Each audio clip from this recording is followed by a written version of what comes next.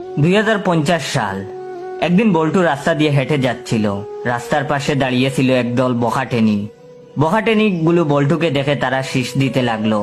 তখন বল্টু প্রচন্ড ক্রোধে তাদেরকে বলল, তোদের বাসায় কি বাপ্পাই নেই? তখন বখাটে মেয়েগুলো হেসে হেসে বলল, বাসায় বাপ্পাই থাকলেও তো তোর মতো এমন মাল নেই, আজ তোর সব কেড়ে নেব। এই বলে গুন্ডির দলটি বল্টুর উপর ঝাঁপিয়ে পড়ল। বল্টুর শার্টটা ছিঁড়ে ফেললো। তখন বল্টু বলল, শয়তানির দল, তোরা আমার দেহ পাবি তো মন পাবি না। মেয়েগুলো বল্টুকে নিয়ে দস্তাদস্তি শুরু করলো।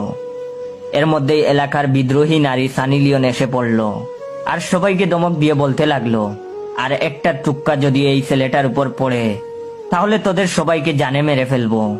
এই বলে বিদ্রোহী নারী সানি লিওন ওর ওড়নাটা বল্টুর দিকে ছুঁড়ে দিল। বল্টু ওড়নাটা দিয়ে নিজের শরীর ঢেকে ফেললো আর সানি লিওন তাদেরকে মারতে শুরু করলো, টিসুম টিসুম টিসুম।